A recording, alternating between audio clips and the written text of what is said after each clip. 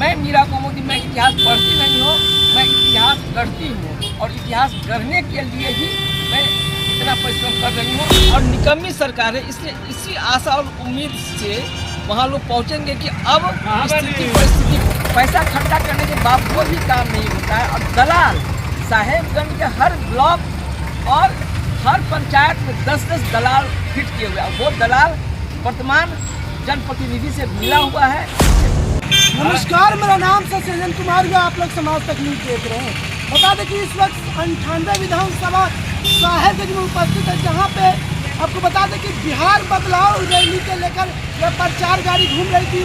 मेरे साथ है मैडम बात करने के लिए, जो कि साहेबगंज 98 के पूर्व विधायक प्रत्याशी भी रह चुकी है। और जन सुराज द्वारा पटना के गांधी मैदान में जन सैलाब रैलियाँ जाने वाली, क्या इस रैलियों से क्या कुछ असर पड़ेगी जनता के बीच में बात करने के लिए मैडम से कोशिश करते हैं। सबसे पहले मेरे न्यूज चैनल में आपका स्वागत है।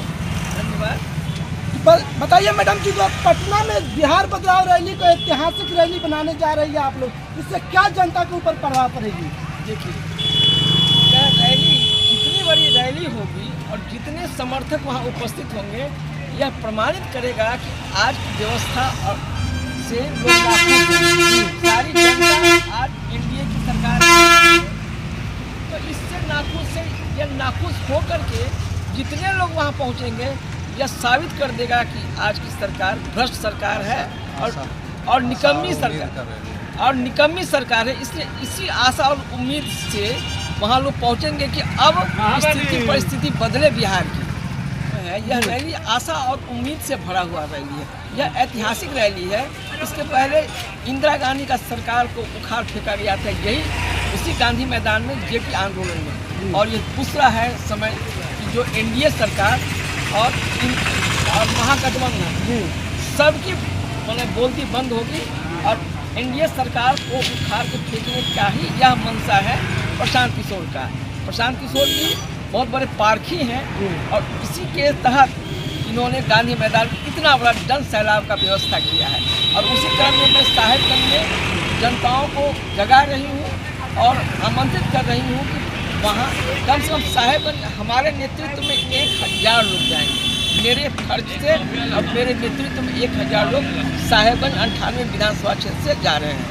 साहेबगंज 98 विधानसभा क्षेत्र से कितने बस यहाँ से पटना के लिए रवाना होगी? 11 अप्रैल को देखिए, कुल मिला करके कम से कम 400 बस यहाँ से रवाना हो रही है। साहेबगंज विधानसभा क्षेत्र से 400 बस रवाना हो रही है और मेरे नेतृत्व में 1000 लोग वहाँ पहुँचेंगे। आखिर आज समय कितने बजे यहाँ से निकलने का? 11 अप्रैल को है।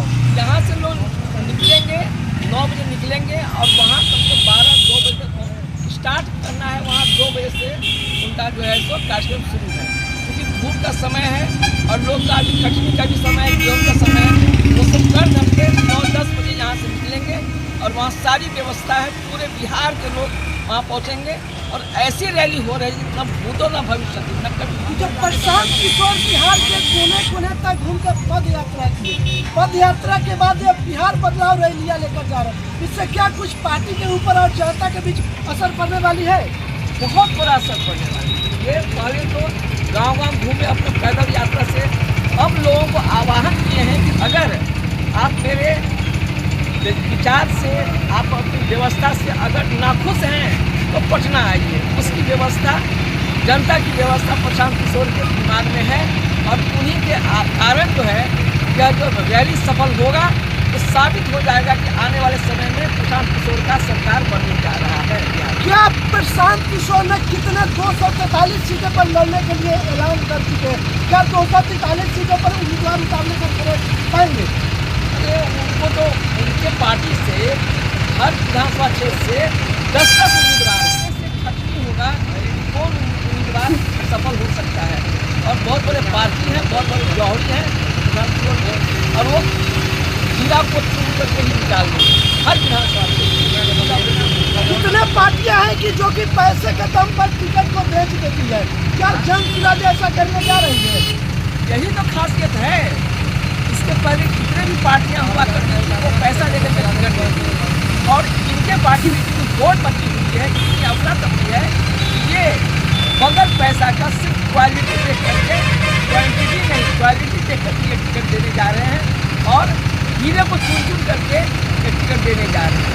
क्या लग रहा है कि साहेबगंज से आपको टिकट मिलने जा रही है यहाँ से? वक्त बताएगा, वो तो बहुत बड़ी जौहरी है और वो जौहरी के हिसाब से साहेबगंज से हीरे को तो चुन करके जाएंगे। साहेबगंज के हीरे को वो चुन कर ले ही लेंगे, इतने बड़े वो जौहरी हैं प्रशांत किशोर। अगर मान लीजिए आपको साहेबगंज 98 से टिकट मिलती है तो जीतने के बाद जो भ्रष्टाचार, जो ब्लॉक में, जो हॉस्पिटल में जो घूसखोरी चला क्या वो खत्म हो पाएगा? सबसे बड़ा टारगेट तो मेरे साहेबगंज भ्रष्टाचार से लिप्त है। दलाली इतना होता है, इसी के लिए जनता मर रही है, परेशान हो रही है। पैसा खर्चा करने के बावजूद भी काम नहीं होता है। और दलाल साहेबगंज के हर ब्लॉक और हर पंचायत में 10-10 दलाल फिट किए हुए हैं। वो दलाल वर्तमान जनप्रतिनिधि से मिला हुआ है, जिसके कारण उसको कोई भी किसी की चीज़ का गर्व है नहीं है और जनता से पैसा चूसती है, उसका काम भी नहीं करती है। इसीलिए लोग परेशान होकर के जन सैलाब के रूप में गांधी मैदान 11 तारीख को जा रहे हैं। जब प्रमाणित हो जाएगा कि साहेबगंज की जनता नाखुश है वर्तमान शासन से और वर्तमान जनप्रतिनिधि। क्या कुछ जनता को संदेश दीजिएगा? 11 अप्रैल को जाने के लिए न्योता दीजिएगा। मैं न्योता ही तो दे रही हूँ।